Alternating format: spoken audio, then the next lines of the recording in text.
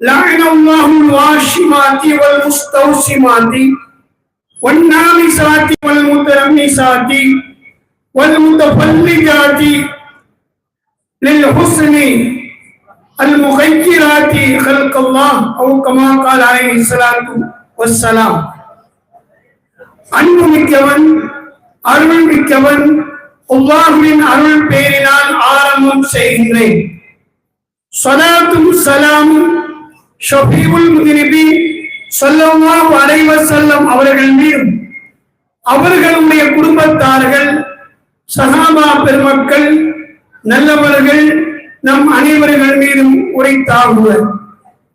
அல்லாஹ்வின் மகத்தான பேர் அருளினால் விருதுநகர் மாவட்ட அஹ்லு சுன்னத் வல் ஜமாத் சபை நடத்தும் ஷரியத் மாநாடு திருக்குர்ஆன் நிகழ்ச்சி ஹைராத்துல் இஸ்லாம் அரபிக் கல்லூரி முதல்வர் தமிழக அறிஞர் பெருமக்களின் வழிகாட்டி மௌலானா ஆஷிகே ரசூல் ஷேக் தப்சீர் ஓஎம் அப்துல் காதிர் பாக்கவி ஹசரத் அவர்களினுடைய சீரிய தலைமையில் மிக சிறப்பான முறையில் நடந்து கொண்டிருக்கின்றது. இச்சிறப்பான நிகழ்ச்சிக்கு முத்தாய் போல் முன்னிலை வகித்து அலங்கரித்துக் கொண்டிருக்கின்ற சமுதாய சான்றோர்கள் நிகழ்ச்சிகளை மிக சிறப்பான முறையில் தொகுத்து வழங்கிக் கொண்டிருக்கின்ற விருதுநகர் மாவட்ட ஜமாத் உலமா சபையின் செயல் வீரர் அன்பு தம்பி ஏஎம் அப்துல் கரீம் பாக்கவி ஹசரத் அவர்கள், வரவேற்புரை ஆற்றிய சிவகாசி சாபி மதுஹப் பெரிய பள்ளிவாசலின் தலைமை இமாம் மௌலவி அல் ஹாஃபில் எம் அகமது யாசின் பைசி ஹசரத் அவர்கள், துவக்கோரை நிகழ்த்திய விருதுநகர் மாவட்ட ஜமாத் உலமா சபையினுடைய சிறப்புக்குரிய பொருளாளர் மௌலானா அல்ஹாஜ் எஸ்கே ஹசனுத்தீன் பைசி ஹசரத் பெருந்தகை அவர்கள், விருதுநகர் மாவட்ட அரசு காசி எங்களின் அன்பு சகோதரர் மௌலானா மௌலவி அல் ஹாஃபில் எஸ்எஸ்பி சா நவாஸ் கான் மஹல்லரி ஹசரத் பெருந்தகை அவர்கள், திருக்குர்ஆன் தேன் துளிகள் முதல் பிரதியை வெளியிட்டு நிகழ்ச்சிகளை சங்கைப்படுத்தியிருக்கின்ற விருதுநகர் மாவட்ட ஜமாத் உலமா சபையின் சிறப்புக்குரிய தலைவர் மௌலானா அல்ஹாஜ் அஷேக் பி நசீர் அகமது பைசி ஹசரத் அவர்கள், அதனுடைய பிரதியை பெற்றிருக்கின்ற ஷாபி மதுஹப் பெரிய பள்ளிவாசலின் முன்னாள் பொருளாளர் சங்கைக்குரிய பெரியவர் அவர்கள், எனக்கு பின்னால் சிறப்பான சிறப்பு பேருரையை ஆற்றுவதற்காக வருகை தந்திருக்கின்ற கடையநல்லூர் அஸ்லமி அரபிக் கல்லூரியின் முதல்வர் சொல்லின் செல்வர் மௌலானா அல் ஹாஃபில் எம்.ஏ. ஷவுகத் அலி உஸ்மானி ஹசரத் அவர்கள் மற்றும் இந்த நிகழ்ச்சியை மிகச் சிறப்பான முறையில் அலங்கரித்துக் கொண்டிருக்கின்ற விருதுநகர் மாவட்ட ஜமாத் உலமா சபையின் சங்கைக்குரிய நிர்வாக பெருமக்கள் மற்றும் உலமா பெருந்தகைகள், நிகழ்ச்சியிலே கலந்து கொண்டிருக்கின்ற சமுதாய பெரியோர்கள், தாய்மார்கள், இளைஞர்கள், உங்கள் அனைவருக்கும் எனது உளம் கனிந்த சலாத்தினை தெரிவித்துக் கொண்டு நேரத்தின் அருமையை கருதி எனது வார்த்தையினை ஆரம்பம் செய்கின்றேன். அஸ்ஸலாமு அலைக்கும் வரஹ்மத்துல்லாஹ். அன்புமிக்க சமுதாய பெருமக்களே, இஸ்லாம் மார்க்கம் இந்த மனித சமுதாயத்தினருக்கு இறைவனால் நியமத்தாக வழங்கப்பட்ட அருள் மார்க்கம். அந்த மார்க்கத்தினுடைய அனைத்து அம்சங்களுக்கும் வழிகாட்டியாக அருள் நபிகள் நாயகம் ஸல்லல்லாஹு அலைஹி வஸல்லம் அவர்கள் திகழ்ந்திருக்கின்றார்கள். இறைவன் படைத்த அனைத்து படைப்புகளும் ஜோடிகளாகவே இறைவனால் படைக்கப்பட்டிருக்கிறது. அல்லாஹ் தனித்தவன், அவன் ஒருவன். அவனால் படைக்கப்பட்ட அனைத்து படைப்பினங்களிலும் ஜோடிகள் இருக்கின்றது. அந்த அடிப்படையிலே ஆண் பெண் என்ற ஜோடிகள் உலகத்திலே இருக்கின்றது. அந்த ஜோடிகளிலே எனக்கு மார்க்கமும் மகளிரும் என்ற ஒரு தலையங்கத்தை இந்நிகழ்ச்சி பொறுப்பாளர்கள் கொடுத்திருக்கின்றார்கள். மகளிர்கள் ஆண் என்ற ஒரு பதத்திற்கு எதிர்தான் பெண் என்பது. மார்க்கமும் மகளிரும் இஸ்லாம் என்ற இந்த பொன் மார்க்கத்திற்கு உயிரோட்டமாக ஒரு உந்து சக்தியாக இஸ்லாமிய பெண்மணிகள் இருக்கிறார்கள் என்பதை நினைவூட்டும் வண்ணம் இந்த தலையங்கம் எனக்கு கொடுக்கப்பட்டிருக்கின்றது. சமுதாய பெருமக்களே, பெண் குழந்தை பிறந்தால் அது பரக்கத்தாகும். பெண் குழந்தைகளை பெற்றெடுத்த பெற்றோர்கள் அந்த பெண் குழந்தைகளுக்கு ஒழுக்கமாக வளர்த்து திருமணம் முடித்து கொடுத்தால் அவர்களுக்கு சொர்க்கம் இருக்கிறது, தாயின் காலடியிலே சோனம் இருக்கிறது. இப்படி எண்ணிலடங்காத சிறப்புகளை இஸ்லாமிய பெண்கள் பெற்றிருக்கின்றார்கள். இன்னும் சொல்ல போனால் அரபு ஒழுக்கத்தின் வழிகாட்டியாக அல்லாஹ்வின் சட்ட நூலான அல் குர்ஆன், அந்த திருமலையிலே பெண்கள் என்ற ஒரு அத்தியாயம் இருக்கிறது. சூரத்துன் நிசா. எத்தனையோ அத்தியாயங்கள் உண்டு. தேனீக்கள் பெயரால், எறும்புகளின் பெயரால், இன்ன பிற விலங்கினங்களின் பெயரால் அத்தியாயங்கள் தலைப்பிடப்பட்டிருக்கிறது. ஆனால் எந்த அத்தியாயத்திற்கும் ஆண்கள் என்ற பெயர்கள் சொல்லப்படவில்லை. சூரத்துன் நிசா பெண்கள் என்ற பெயர் சொல்லப்பட்டிருக்கிறது. குர்ஆனின் பல்வேறு இடங்களிலே பெண்களின் சிறப்புகளும் சொல்லப்பட்டிருக்கிறது. என்று சொன்னால் இந்த இஸ்லாமிய மார்க்கம் பெண்களுக்கு எவ்வளவு பெரிய மகத்துவத்தை, மரியாதையை வழங்கியிருக்கிறது என்பதை சிந்தித்து பார்க்கின்ற போது, சமுதாய பெருமக்களே, இந்த மார்க்கத்தின் முதல் மனிதர், இந்த மார்க்கத்தை ஏற்ற முதல் மகத்தான தியாகி யார் தெரியுமா? கதீஜா ரலியல்லாஹு தஆலா அன்ஹா.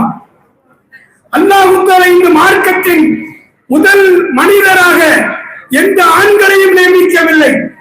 மக்கத்தில் மறந்த மதீனத்து ரோஜா தெய்வீக பேரொளி அருள் நபிகள் நாயகம் ஸல்லல்லாஹு அலைஹி வஸல்லம் அவர்கள் இந்த மார்க்கத்தை முதலாக தன் மனைவியிடத்திலே சொன்னபோது அவர்கள் தான் இந்த மார்க்கத்தை முதலாவதாக ஏற்றார்கள். இது ஒரு சாதாரணமான விஷயம் அல்ல. ஒரு நல்ல அமலை ஒருவர் செய்தால் அவருக்கு அந்த நன்மை உண்டு.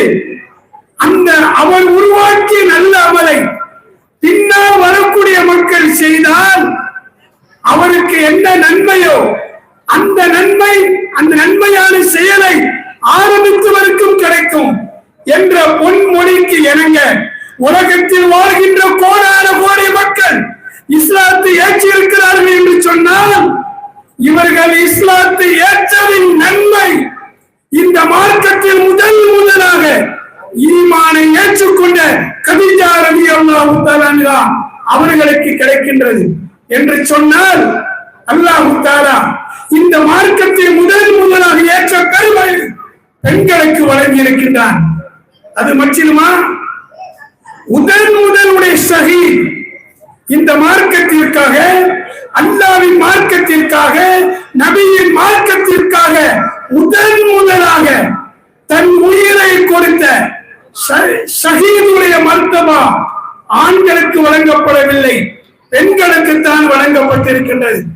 நமக்கெல்லாம் தெரியும், சுமையா பின்த் ஹப்பாப் ரலியல்லாஹு தஆலா அன்ஹா அவருடைய கணவர் யாசிர் அவர்கள், அவருடைய மகனார் அம்மார் பின் யாசிர் அவர்கள் மக்கா வாசிகளின் கொடும் துன்பங்கள் அந்த குடும்பத்தை சூழ்ந்தது. அதில் மக்கா வாசிகள் ஹஸரத் சுமையா அவர்களையும் ஹஸரத் யாசிர் அவர்களையும் பார்த்து சொன்னார்கள், அம்மார் பின் யாசிர் அவர்களை பார்த்து சொன்னார்கள், நீங்கள் அல்லாஹ்வை நிராகரிக்கிற வார்த்தையை சொல்ல வேண்டும், நபியை பழிக்க வேண்டும் என்று அவர்கள் அந்த குடும்பத்தினர்களை வற்புறுத்தினார்கள். அதிகாரத்தில் உச்ச வரம்பில் இருக்கிறவர்கள் கடுமையான முறைகளை வேதனையுடன் செய்து அவர்களை வற்புறுத்துகிறார்கள். ஹஸரத் சுமையா அவர்கள் அல்லாஹ்வை நிராகரிக்கிற வார்த்தையை சொல்ல வேண்டும், நபியை பழிக்க வேண்டும், அவர்கள் உயிர் பாதுகாக்கப்படும் என்ற ஒரு நிலையிலும் மார்க்கத்தில் கூட தன் உயிரை பாதுகாப்பதற்கு உள்ளம் முழுவதும் ஈமான் நிரப்பப்பட்ட நிலையில் வாயால் சொன்னால் அவரை அல்லாஹ் தண்டிக்க மாட்டான் என்று இருந்தும் கூட சுமையா ரலியல்லாஹு தஆலா அன்ஹா அவர்கள் அல்லாஹ்வை நிராகரிக்கிற வார்த்தையை, நபியை பழிக்கிற வார்த்தையை அவர்கள் சொல்லவே இல்லை. எந்த அளவுக்கு என்றால் என் உடலிலே ஓடுகின்ற உயிர்கள் சென்றாலும் சரிதான், அல்லாஹ்வை நிராகரிக்கிற நபியை பழிக்கிற வார்த்தையை சொல்ல மாட்டேன் என்று சொல்லி கடைசியிலே கொடூரமான முறையிலே அவர்கள் கொல்லப்பட்டார்கள். அரபிய பாலைவன மண்ணிலே முதலாக ஒரு இஸ்லாமிய பெண்மணியின் ரத்தம் அந்த மணலை சிகப்பாக்கி இருக்கிறது என்று சொன்னால் முதல் ஷஹீத் சுமையா ரலியல்லாஹு தஆலா அன்ஹா. சமுதாய பெருமக்களை சிந்தித்து பாருங்கள், இது சாதாரணமான விஷயம் அல்ல. அப்படியானால் என் அன்புக்குரிய சமுதாய பெருமக்களே, இந்த மார்க்கத்திற்காக பெண்கள் எந்த அளவு தியாகத்தை மேற்கொண்டிருக்கிறார்கள், அவர்களுக்கு எந்த அளவிற்கு அல்லாஹ் முக்கியத்துவத்தை கொடுத்திருக்கிறான் என்பதை நாம் சிந்தித்து பார்க்க வேண்டும். அல்லாஹ் தஆலா இந்த உலக மக்களுக்கு நீங்கள் சீரழிகளாக, நல்லவர்களாக, உயர்ந்தவர்களாக இருக்க வேண்டுமா? குர்ஆனிலே உங்களுக்கு 2 பெண்களின் வரலாறுகளை சொல்கிறோம். அல்லாஹ் சொல்லி காட்டுகின்றான், லரபல்லாஹு மஸலன் லில்லதீன ஆமனு, ஈமான் கொண்ட மக்களுக்கு அல்லாஹ் ஒரு உதாரணத்தை காட்டுகிறான். இம்ராத்து ஃபிரௌன், ஃபிரௌனுடைய மனைவி. ஃபிரௌன் அல்லாஹ்வை நிராகரிக்கக்கூடியவன், இறைவனை நிராகரிக்கின்ற மக்களை எல்லாம் கொடுமைப்படுத்தக்கூடியவன். ஆனால் அவனது வீட்டிலே அவனுடைய மனைவி ஆசியா அம்மா அவர்கள் இஸ்லாத்தை ஏற்றிருக்கின்றார்கள். அவன் தனது மனைவியை பார்த்து சொன்னான், நீர் இஸ்லாத்தை விட்டுவிட வேண்டும்.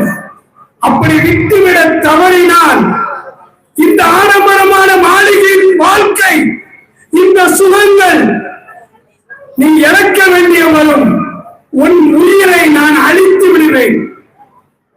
அவர்கள் சொன்னார்கள், என் உயிரை எடுத்தாலும் மூசா நபியின் ரப்பை கொண்டுதான் நான் ஈமான் கொள்வேன் என்று ஆசியா அம்மா அவர்கள் சொன்னார்கள். இறுதியாக நான் சுருக்கத்துக்கு வருகிறேன். இந்த ஆசியா அம்மா அவர்களை ஃபிரௌன் கடுமையாக சித்திரவதை செய்தான். ஒரு கட்டத்திலே கொடும் வெயிலிலே பகலிலே அவர்களை கைகளையும் கால்களையும் கட்டி அவன் வனாந்தரத்திலே போட்டுவிட்டான். போட்டு அவர்களுக்கு கடுமையான சித்திரவதை செய்யப்படுகிறது. அந்த சித்திரவதை செய்துவிட்டு அவன் சென்றதற்கு பின்னால் அரண்மனையில் இருக்கிற சில அடியாட்களை அழைத்து, மிகப்பெரிய பாறாங்களை நீங்கள் தூக்கி சென்று என் மனைவியிடம் கேளுங்கள், நீ ஃபிரௌனுடைய மனைவியாக இருந்து அரசவையின் சுகங்களை அனுபவிக்க விரும்புகிறாயா, அல்லது மூசாவின் ரப்பை ஈமான் கொண்டு கொடூரமான முறையிலே உன் உயிரை இழக்க துணிகிறாயா? சொன்னார்கள் ஆசியா அம்மா. அவர்கள் பெரும் பாறாங்களை தூக்கி வந்தார்கள். மலக்களின் ரெக்கை விரிக்கப்பட்டு நிழல் கொடுக்கப்படுகிறது. பெரும் பாறாங்களை பலர்கள் தூக்கி வருகிறார்கள். தூக்கி வந்து அவர்களை மேடையிலே போடுவதற்கு முன்னால் கேட்கிறார்கள், அரசாங்கத்தின் சுகமுகமான வாழ்க்கை வேண்டுமா, உன் உயிரை நீ இழக்க வேண்டுமா, சொல் என்று சொன்னபோது ஹஜ்ரத் ஆசியா அம்மா அவர்கள் சொன்னார்கள், ரப்பி இப்னில் இந்தக்கு பைத்தன் ஃபில் ஜன்னah, நான் இந்த உலகத்தில் இருக்கிற அரண்மனையின் சுகங்களை நான் விரும்பவில்லை. நான் ஏற்றிருக்கிற ஈமானுக்காக உலகத்தின் சுகங்களை அனுமதிக்க தயாராக இருக்கிறேன். இரட்சகரே, எனக்கு மறுமையிலே சுவனத்திலே எனக்கு ஒரு மாளிகையை கட்டுவாயாக. இந்த கொடுமைக்காரன் பிறவனுடைய செயலில் இருந்து என்னை பாதுகாப்பாயாக. அநியாயக்கார இந்த சமுதாய மக்களில் இருந்து என்னை பாதுகாப்பாயாக என்று சொல்லுகிறார்கள். சுவனத்தை பார்க்கிறார்கள். இவர்கள் இந்த பாறாங்களை போடுவதற்கு முன்னால் ஆசியா அம்மாவின் உயிர் பிரியப்படி அந்த உயிரை அல்லாஹ் கைப்பற்றுகிறான். உயிர் சென்றதற்கு பின்னால் கல்லை போட்டார்கள். கொஞ்சம் எண்ணி பாருங்கள். இதை அல்லாஹ் குர்ஆனிலே உலகத்தில் வாழ்கின்ற ஈமான் உள்ள முஸ்லிம்களுக்கு அல்லாஹ் சொல்லி காட்டுகிறான். இன்னொரு பெண்மணியும் அல்லாஹ் சொல்லுகிறான்.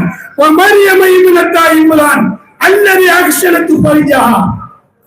ஹஜ்ரத் ஈசா அலைஹிஸ்ஸலாமுடைய தாயார்.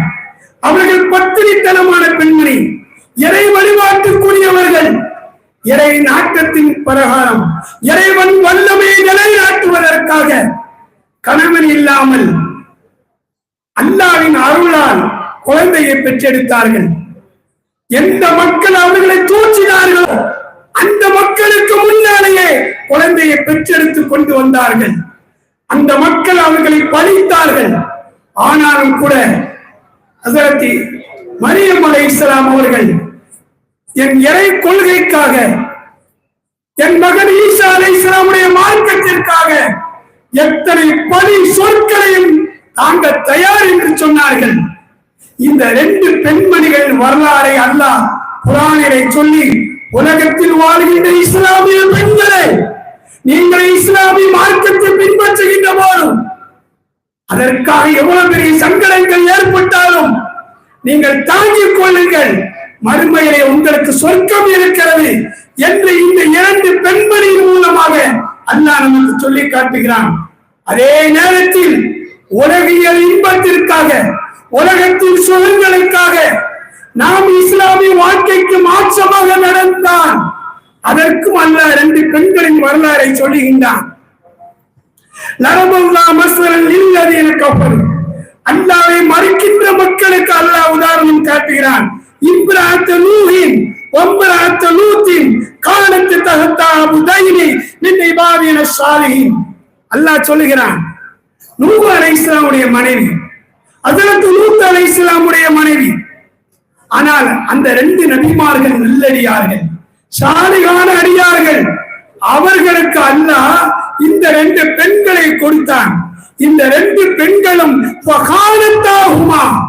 தன்னுடைய கணவர்களுக்கு மோசடி செய்தார்கள். ஹஜ்ரத் நூஹ் அலைஹிஸ்ஸலாத்தை பார்த்து அவன் மனைவி சொன்னான், இவர் பைத்தியக்காரர்.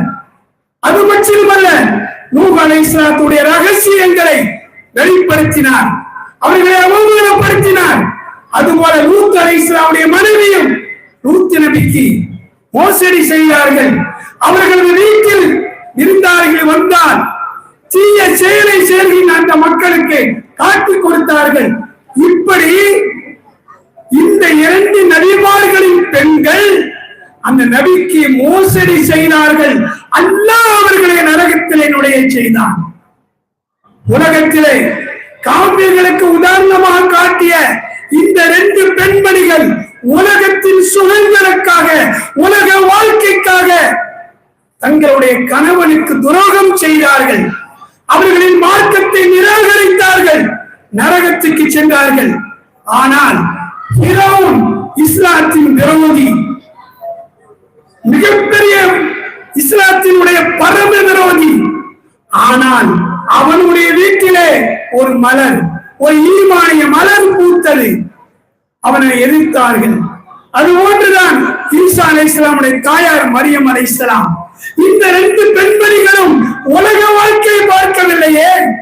நாளை மறுமையிலே அல்லாஹ் சுவனம் தர வேண்டும், சுவன வாழ்க்கையை நாம் உட்புற வேண்டும் என்பதற்காக இந்த உலக வாழ்க்கையின் எல்லா கஷ்டங்களையும் அர்ப்பணித்தார்கள், சுகங்களை அர்ப்பணித்தார்கள். இது ஒரு நீடித்த வாழ்க்கையிலே இந்த வரலாற்றின் மூலம் சமுதாய பெருமக்களே நீங்கள் சிந்தித்து பார்க்க வேண்டும். ஆனால் இன்றைய காலத்திலே நமது பெண்மணிகளுடைய நிலைகள் என்ன? கொஞ்சம் எண்ணி பாருங்கள். ஹஜ்ரத் அப்துல்லாஹ் இப்னு மஸ்ஊத் ரலியல்லாஹு தஆலா அன்ஹு அவர்கள் பள்ளிவாசலிலே நபியுடைய பொன்மொழிகளை மக்களுக்கு போதிக்கின்றார்கள். அப்படி போதிக்கின்ற போது ஒரு ஹதீஸை சொல்கின்றார்கள். லஅனல்லாஹு வாஷிமாத்தி வல் முஸ்தௌசிமாத்தி, பச்சை குத்தி கொள்ளக்கூடிய அந்த தொழிலை செய்யக்கூடிய பெண்களை, வன்னாமிசாத்தி வல் முத்தனம்மிசாத்தி, புருவ முடிகளை அகற்றக்கூடிய அந்த தொழிலை செய்கின்ற பெண்களை, வல் முத்தபல்லிகாத்தி, பற்களுக்கு எடை இருந்தால் அதை அழகுக்காக அடைத்துக் கொள்ளக்கூடிய பெண்களை, அல்முஹய்யிராத்தி ஹல்கல்லாஹ், அல்லாஹ் படைத்த இந்த படைப்புகளை மாற்றுகின்ற விதத்திலே செயல்படுகின்ற பெண்களை, இன்னொரு ரிவாயத்திலே லஅனல்லாஹு வாசிலாத்தி வல் முஸ்தௌசிலாத்தி, தலைமுடி குறைவாக இருந்தால் அதே மனிதனுடைய முடியை கொண்டு ஒட்டு போடுகின்ற தொழிலை செய்கின்ற, அதை ஒட்டு போட்டுக் கொள்கிற பெண்களையும் லானத்து செய்தார்கள் என்ற ஹதீஸை அப்துல்லாஹ் இப்னு மஸ்ஊத் அவர்கள் சொல்லிவிட்டு, அல்லாஹ் இவர்களை எல்லாம் லானத்து செய்கிறான் என சொன்னார்கள். இதை கேள்விப்பட்ட உம்மு யாக்கும் என்ற ஒரு அன்சாரிய பெண்மணி ஏகமாக வருகின்றான். வந்தவள் அப்துல்லாஹ் இப்னு மஸ்ஊத் ரலியல்லாஹு தஆலா அன்ஹு அவர்களை பார்த்து, நீங்கள் இன்னென்ன விதத்திலே சபிக்கின்றீர்களாமே என்ற செய்தி எனக்கு வந்திருக்கிறது என்று சொன்னவுடன் அதற்கு அப்துல்லாஹ் இப்னு மஸ்ஊத் சொன்னார்கள், ஓ அம்மணியே, அல்லாஹ்வும் அல்லாஹ்வுடைய திருத்தூதரும் இந்த மாதிரி பச்சை குத்தி கொள்ளக்கூடிய அந்த தொழிலை செய்யக்கூடிய பெண்களை லானத்து செய்திருக்கின்ற போதும் நான் எப்படி சபிக்காமல் இருக்க முடியும்? அல்லாஹ் குர்ஆனிலே சொல்கின்றான், ரசூலுல்லாஹ் லானத்து செய்திருக்கிறார்கள் என்று சொன்னவுடன் அந்த பெண்மணி கேட்டால், யா அப்துல்லாஹ் இப்னு மஸ்ஊத் அவர்களே, நான் குர்ஆனை முழுமையாக ஓதியவன், குர்ஆனுடைய அத்தனை வார்த்தைகளும் எனக்கு தெரியும், ஆனால் அல்லாஹ் லானத்து செய்ததாக குர்ஆனிலே இல்லையே என்று சொன்ன பொழுதும் அப்துல்லாஹ் இப்னு மஸ்ஊத் ரலியல்லாஹு தஆலா அன்ஹு சொன்னார்கள், நீ குர்ஆனை ஓதியிருந்தால் இந்த ஆயத்தை நீ பெற்றிருப்பாய் என்று சொல்லிவிட்டு ஒரு ஆயத்தை சொன்னார்கள். வமா ஆதாக்கும் ரசூலு ஃபஹுதுஹு வமா நஹாக்கும் அன்ஹு ஃபன்தஹு, அல்லாஹ்வின் ரசூல் எதை செய்ய வேண்டும் என்று சொன்னார்களோ அதை நீங்கள் எடுத்துக் கொள்ளுங்கள், எதை தடுத்தார்களோ அதை நீங்கள் தடுத்துக் கொள்ளுங்கள் என்ற அர்த்தம் பொதிந்த ரத்தன சுருக்கமான தங்க வரிகளை நீ படிக்கவில்லையா? அந்த பெண்மணி அப்படி மெய் சிலிர்த்து விட்டார். அல்லாஹ் குர்ஆன்ல சொல்லி இருக்காங்க, ரசூல் சொன்னது, நபி அவர்கள் லானத்து செஞ்சிருக்கிறாங்க. லா தபதீல லிஹல்கில்லாஹ், அல்லாஹ்வுடைய படைப்புகளுக்கு மாற்றமில்லை, யாரும் மாற்றம் செய்ய முடியாது என்ற ஆயத்தும் இருக்கிறது. இதை சொன்ன உடனே அந்த அம்மா என்ன சொன்னாங்க தெரியுமா? சிந்திக்கணும் தாய்மார்களே, இப்படி நீங்க சொல்றீங்க இல்லையா, பச்சை குத்தி கொள்ளக்கூடிய, நமக்கு தெரியும் இந்த கைகள்ல ஊசியை வச்சு சில ரசாயனங்கள் குத்தி விடுவாங்க, படம் வருகிறது, சில வார்த்தைகள் எழுதுறதெல்லாம் தெரியும். அந்த காலத்துல அரபு நாட்டுல இருந்துச்சு. அதே மாதிரி முகங்களுடைய அழகுக்கு புருவ முடிகளை அப்படி எடுப்பாங்க. பல்லு, அதாவது வைத்தியத்துக்காக மருத்துவத்துக்காக நாம உறுப்புகளை எடுத்து இன்னொரு இடத்துல வைக்கலாம். ஆனால் அழகுபடுத்துறது என்ற பெயரிலே இறைவன் படைத்த இந்த அழகான உடலிலே நாம் மாற்றங்களை செய்தால் அவர்களுக்கு அல்லாஹ்வின் சாபமும் நபியின் சாபமும் ஏற்படும் என்ற இதை நீங்கள் சொல்லுகின்றீர்களே, உங்களுடைய மனைவி அது போன்று இல்லையே என்று அந்த பெண்மணி சொல்கின்றார்.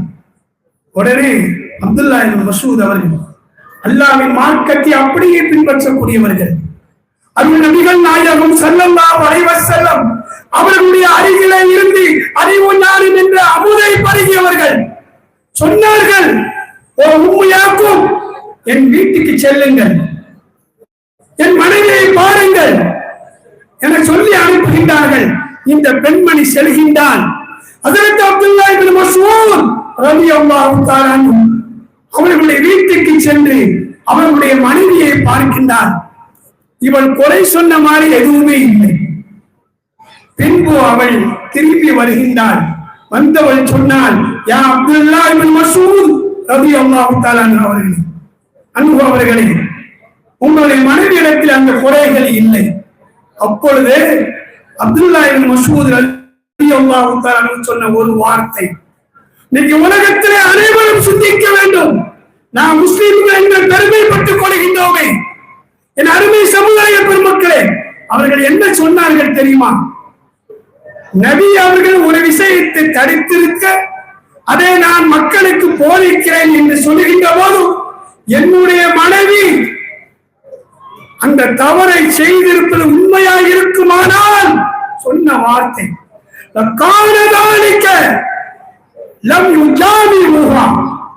அது என் மனைவியிடத்தில் இருக்குமானால், இஸ்லாம் தடுத்த ஒரு செய்தி, ஒரு செயல் என் மனைவியிடத்தில் இருக்குமானால் நான் அவளை விலக்கி விடுவேன், தலாக்கு விட்டு விடுவேன் என்று சொன்னார்கள்.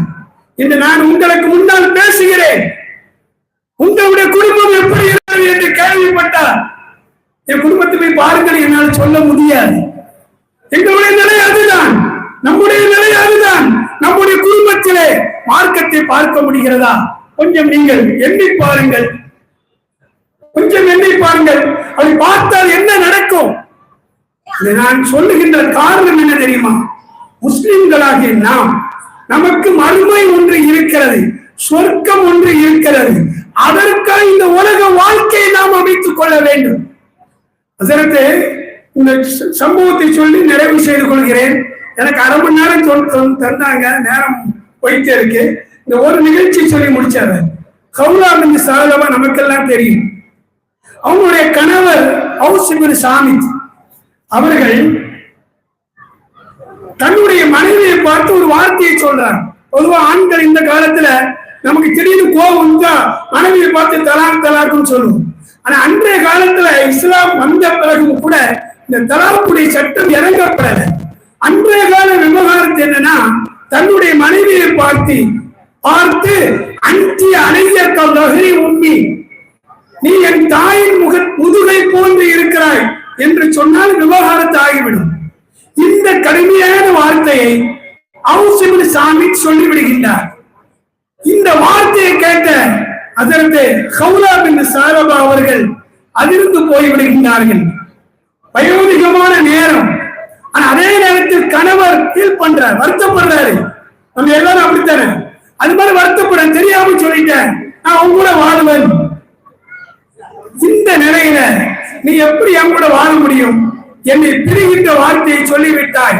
நான் அல்லாஹ்வின் தூதரிடத்திலே செல்கிறேன் என்று சொல்லி ஒரு அண்டை வீட்டாரிடத்திலே ஒரு துணியை வாங்கி தன்னை முழுமையாக மறைத்துக் கொண்டு நேராக அல்லாஹ்வின் திருத்தூதர் வீட்டுக்கு செல்கின்றார்கள். நபி அவர்களை, அதற்கு ஆயிஷா சித்திகா அவர்களின் தலை முடியை பாடிக்கொண்டிருக்கிறார்கள். இந்த நேரத்தில் இவர்கள் சென்று அல்லாஹ்வின் ரசூல் அவர்களை, என்னுடைய கணவர் அவுஸ் இப்னு சாமித் என்னை பார்த்து என்னை பிரியக்கூடிய அந்தி அழகிய நகரி உண்டு என்ற லிகாரை செய்துவிட்டார். இப்பொழுது நான் அவளை விட்டு பிரிந்து விடுவேனா? அதுக்கு முன்னால் ஒரு வார்த்தை சொல்றாங்க, யாரும் சொல்லுங்களா, நீண்ட காலமாக அவளுடன் வாழ்ந்திருக்கிறேன், பல குழந்தைகளை பெற்றெடுத்திருக்கிறேன், என் எலும்பு பலகீனமாகி விட்டது, நடை விழுந்து விட்டது, எனக்கு அடுத்து என்ன செய்வது என்று தெரியாது. இந்த நிலையில் அவர் சொல்லிவிட்டார் என்று சொல்லும்போது ரசூலுல்லாஹ் சொன்னாங்க, ஹர்ரம்தியாலே, அவரின் மீது நீ ஹராமாக்கி விட்டார். உடனே அந்த பெண் கெடுக்கமடைந்தவராக அல்லாஹ்வின் ரசூல் இருக்கிற அந்த இடத்திலே அல்லாஹ்விடத்திலே முறையிடுகின்றார். அல்லாஹ்வே இன்னி அஸ்கு பாக்கத்தி, தன்னுடைய ஏழ்மை அல்லாஹ்விடத்திலே முறையிடுகின்றார். பின்பு நபியிடத்திலே கேட்கிறார், யா ரசூலல்லாஹ், என் கணவர் என்னை விளக்கின்ற வார்த்தையை சொல்லிவிட்டார், என்னுடைய நிலை பரிதாபகரமானது. அவர் சொன்னார் என்று சொன்னால் நீ விளக்கப்படுவாய். உடனே அல்லாஹ்விடத்திலே கேட்கிறார்கள். மூன்றாவது தடவையும் அதேதான். அப்பொழுது நபி அவர்கள் ஹர்ரம்தி அலைஹி, நீ அவன் மீது விளக்கப்பட்டு விட்டாய். இந்த நேரத்தில் அந்த பெண்மணி, அல்லாஹ்வின் ரசூல் இருக்கிற இல்லம், ஈமானிய இல்லம், மக்கத்தில் மலர்ந்த மதீனத்து ரோஜா, தெய்வீக பேரொளி அருள் நபிகள் நாயகம் ஸல்லல்லாஹு அலைஹி வஸல்லம் அவர்களுடைய இல்லம், அந்த இல்லத்தில் வைத்து, அந்த நபியுடைய இல்லத்தில் வைத்து அந்த கௌலா பின் சலபா அல்லாஹ்விடத்திலே முறையிடுகின்றான், யா அல்லாஹ், என்னுடைய நிலைமை பல பிள்ளைகள் இருக்கிறார்கள், எனக்கு உழைக்க முடியாது, என் கணவர் என்னை விட்டு பிரிந்து விட்டார், என் நிலை என்னவாகும், எங்களுக்கு சலுகைகள் இருக்காதா என்று அல்லாஹ்விடத்தில் முறையிட்டார். இந்த நேரத்தில் அல்லாஹ்வுடைய வான் வகை இறங்கியது. அன்புமிக்க தாய்மார்களே, சூரத்துல் முஜாதிலா ஒரு பெண்மணியின் தியாகத்தால் இறை உணர்வான் இந்த சூரா இறங்கியது. கது சமியல்லாஹு கௌலல் லதி துஜாதிலுக என்று தொடங்குகிற வசனம், நபியே நாயகமே, உங்களிடத்திலே தன் கணவர் விஷயத்திலே உரையாடி கொண்டிருந்தார், அல்லாஹ்விடத்தில் கேட்டுக் கொண்டிருந்தார்களே, அந்த சப்தத்தை அல்லாஹ் கேட்டுவிட்டான் என்று பல வசனங்களை இறக்குகின்றார். அதிலே அவர் சொன்னது கடுமையான வார்த்தை, அதற்கு பரிகாரம் இருக்கிறது. ஒரு அடிமையை உரிமையிட வேண்டும், அல்லது 60 நாட்கள் தொடர்ந்து நோன்பு வைக்க வேண்டும், அல்லது 60 ஏழைகளுக்கு சாப்பாடு கொடுக்க வேண்டும் என்ற சட்டம் இறங்கப்படுகிறது. ரசூலுல்லாஹ்வுடைய கணவரை அழைக்கிறார்கள், இந்த பரிகாரத்தை நீ செய்ய வேண்டும், நீ செஞ்சது கடுமையான வார்த்தை, இந்த வார்த்தைக்கு பரிகாரமாக ஒரு அடிமையை உரிமையிட வேண்டும். உரிமையிடக்கூடிய சக்தி எனக்கு இல்லை, நான் எங்க அடிமையை வாங்குறது? அப்ப 60 நாட்கள் தொடர்ந்து நோன்பு வைக்க வேண்டும், நோன்பு வைக்கிற ஆச்சரியம் எனக்கு இல்லை. அப்படியான 60 திங்களுக்கு நீங்கள் சாப்பாடு கொடுக்க வேண்டும், அந்த சக்தியும் இல்லை, நான் ஏழ்மையானவன். உடனே நபி அவர்கள் சஹாபாக்களிடத்தில் கேட்ட அவர்களுக்கு வந்த 15 சா பேரித்த மரக்காலம், பேரித்த 15 மரக்கால் பேரித்த மன நிரம்ப இருந்த அதை துவா செய்து அவரிடத்தில் கொடுத்து, நீ மதீனாவில் உள்ள மக்களுக்கு பங்கு வைத்து கொடு, ஏழைகளுக்கு கொடுக்கும் சொன்ன உடனே அவர் சொன்னார், யா ரசூலல்லாஹ், இந்த மதீனாவிலே என்னை விட வேறு யாரை ஏழ்மையே கிடையாது, என் குடும்பம் ஏழ்மையிலே தோண்டு போன குடும்பம் என்று சொல்லும் போது நபி அவர்கள் சிரித்த வண்ணம், நீ உன் வீட்டிலே கொண்டு போய் உன் மனைவி மக்களுக்கு கொடு என்று சொன்னார்கள். என்றால் இந்த அளவுக்கு சலுகையான சட்டங்கள், அதுக்கு பிறகு தலாக்குடி சட்டம் வருது. இந்த அளவுக்குள்ள சட்டங்கள் இறங்கியதற்கு காரணம் அவர்களுடைய இறைவனிடத்தில் கேட்டுக்கொண்ட அந்த பிரார்த்தனை, தன் கணவரோடு சேர வேண்டும் என்று அல்லாஹ்வின் ரசூலின் வீட்டில் சத்தியாகிரகம் செய்தார்கள், அல்லாஹ்விடத்திலே சரணாகதி அடைந்தார்கள் தன் கணவனுடன் வாழ்வதற்கு. ஆனால் இன்றைய காலகட்டத்திலே கை சேதப்படுகின்றோம். ஒரு காலம் இருந்தது, தலாக் சொல்வது பாவம் தான், ஆனால் தலாக் சொல்லிட்டாங்கன்னு சொல்லி பெருசா பேசுவோம். இப்ப அது அல்ல. இன்று பெண்கள் கணவனை வேண்டாம் என்கின்ற சூழ்நிலை. இது எவ்வளவு பெரிய கொடுமை தெரியுமா? பெண்கள் தனது கணவனிடத்திலே குலா கேட்கிறார்கள், நான் சுதந்திரமாக இருக்க வேண்டும், உலகத்திலே நான் நினைச்சபடி வாழ வேண்டும், கணவன் தேவையில்லை. இன்னொரு கொடுமை என்ன தெரியுமா? பிள்ளையை பெற்ற பிறகு பிள்ளையை தான் வச்சுக்கிட்டு அவர் வேண்டாங்கிறாங்க. என்ன அநியாயம்! ஒரு இஸ்லாமிய பெண்மணி இப்படி செய்யலாமா? பிறவுன் என்ற கொடுமைக்காரனுக்கு மனைவியா இருந்த ஆயிஷா அம்மாவுடைய வரலாறு உங்களுக்கு தெரியும் அல்லவா? அன்புமிக்க சமுதாய பெருமக்களை கொஞ்சம் நீங்கள் சிந்தித்து பாருங்கள். என்னிடத்தில் சமீபத்திலே ஒரு வழக்கு வந்தது. ஒரு பெண்மணி வீட்டுல உள்ளவங்க குலா கேட்கிறாங்க கணவன் இருந்து. அது காரணங்கள் 1-2 இருந்துச்சு. அதுல ஒரு காரணம், பெண்ணுடைய வீட்டுக்காரங்க சொல்றாங்க, என்னுடைய மகள் எங்க வீட்டுல 10 மணி வரைக்கும் உறங்குவார், ஆனா மாப்பிள்ளை வீட்டுல 7 மணிக்கு எழுப்பி விடுறாங்க. எப்படி அங்க வாழ முடியும்? என்ன அநியாயம்! சுமூகத்தோடு கிடையாதா? கொஞ்சம் எண்ணி பார்க்கணும். எவ்வளவு கொடுமை தெரியுமா? கல்யாணம் முடிச்சு கொஞ்ச நாள் தான் ஆச்சு, கணவன் வேண்டாம், ஏன்னா என்ன வேலைக்கு போக கூடாதுன்னு சொல்றான். என்ன இது? பெண்கள் இந்த அளவு சரியத்துக்கு மாற்றமாக நடக்கிறார்கள் என்று சொன்னால், என் அன்புமிக்க சமுதாய பெருமக்களே, உலகத்தில் இறை உதவி இல்லாமல் இன்று முஸ்லிம்களுக்கு ஏற்படுகிற சோதனைகளுக்கு பின்னணியிலே யார் இருக்கிறார்? நபி அவர்கள் பெண்களை புகழ்ந்தார்கள், அல்லாஹ் புகழ்ந்தான். அதே நேரத்தில் என் சமுதாயத்தில் குழப்பமானவர்கள் பெண்கள் என்பதை நபி அவர்கள் சொன்னார்கள். ஆண்களுக்கு சோதனையாக பெண்களை விட்டு செல்கிறேன். அல்லாஹ் குர்ஆனிலே நூஹ் நபியின் மனைவியை, லூத் நபியின் மனைவியை உதாரணமாக்கி சொன்னானே. உலக வாழ்க்கைக்காக வேண்டி நாம் தீனை விட்டுவிட்டால், மார்க்கத்தினுடைய ஒரு குடும்ப அமைப்பை நாம் சிதைத்து விட்டால் என்ன ஆகும்? உலகத்தில் ஏற்படுகின்ற அத்தனை குழப்பங்களுக்கும் யார் காரணம்? ஆகவே மகளிர்களாய உங்களுக்கு இஸ்லாம் மார்க்கம் எந்த அளவு உயர்வை கொடுத்திருக்கிறது கொஞ்சம் எண்ணி பார்த்தீர்களா?